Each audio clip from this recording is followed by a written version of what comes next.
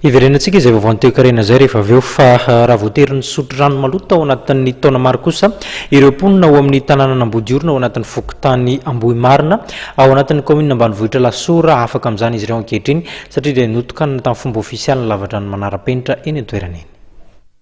Indrona namboarana toeram-patsakana ny mponina teto amin'ny tanàna kely ny Ambodiorona ao anatin'ny Fokontany Ambohimarina kaomina ambanivohitra Alasora saingy tsy nahomby hatrany izany ka voatery niverina nampiasa mivantana ny raha nikopa ny mponina. Tranga izay nitarika amin'ny fisian'ny aretin-kibo sy ny aretina samihafa azo avy amin'ny loto. Nisy namoronana ihany teto indro namorona mihitsy izany zay teo Fokontany nametraka fatsakana teto nefa tsy voaro ilay izy dia nandritan'izay pepitaona zay zany ditanao io rano maloto an'io dia hany mihitsy ilay vahoaka maka tena hany dia hany mihitsy nefa io dia tena rano tsy azo antoka fa voatery ohatrany hoe ampangotrahana fotsiny zany izy zay vao azo sotroina fa tsy azo sotroina ohatran'ity hoe tonga dia sotroina kitsy rano.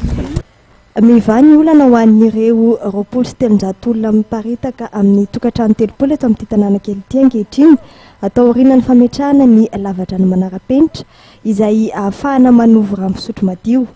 Mitetina 5 tapitrisa ariary ny fandaninana atao tamin'ity lava-drano ity. Ny fiaraha-miasan'ny Rotary Club Antananarivo Mahamasina sy ny orinasa Ultramay ary ny Fonds Suarez Environnement Initiative no nafahana nanao ny asa.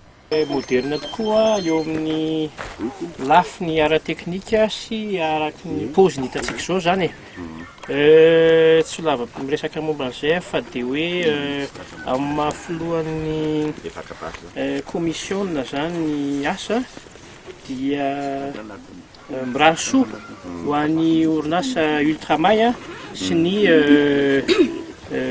Fokontany eto Ambodiorona.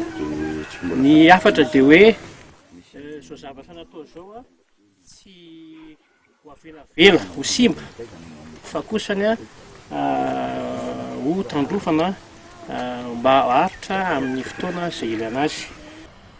Fa 70 amin'ity fotodrafitrasa notokanana androany ity ny lava-drano namboarin'ny Rotary Club Antananarivo Mahamasina manerana n'Antananarivo raha ny fanamariana Andriamatoa Landry Andrianalsoa filoha-perinasa ny Rotary Club Antananarivo Mahamasina.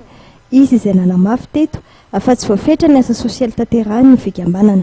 Izao zany ny asa anisan'ny asa ataon'ny Rotary Club Antananarivo Mahamasina izay manampy ireo olona tena mila ohatran'izao hoe mila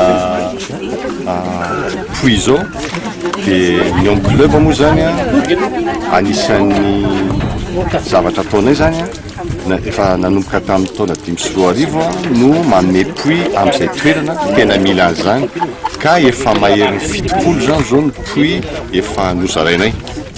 Tsy zay ihany fotsiny nefa anao taonakio fa manao kosa zay manampy ny olona amin'ny fambolena voaroyazo mba ahafahany manatsara ny fiainany mba ahafahany mampivelatra ny fiainany mba manova ny fiainan'izy ireo any amin'ny faritry Meritsatosika iny. Manao koa zahay manampy an'itony ankizy tsy tavita fianarana dia alainy ireo ankizy ireo ka misy kilasy anankivalo izay meri-patrany eraky Tananarivo ampianay amin'izany ka ireo ankizy ireo koa rehefa ampianarina mandritra ny 10 volana dia afaka manao fanadinana CEPE. Atao anatin'ny herintaona nitantanana ity filoha-pirenasa ny fikambanana ity dia manodidina ny 20 ireo tetikasa fanasoavana ny mpiarabelona no tanterahana. Ankoatra ny fanampiana avy amin'ny malala-tanana sy ireo sehatra tsy miangina dia manatanteraka etika fitadiavam-bola lehibe indray mandeha isan-taona ny fikambanana entina manatanteraka tetikasa entina manasoa ny mpiarabelona. Fampisehoana opéra moa ny fantatra fa ho tanterahana amin'ity taona ity entina anaovana izay fitadiavam-bola izay.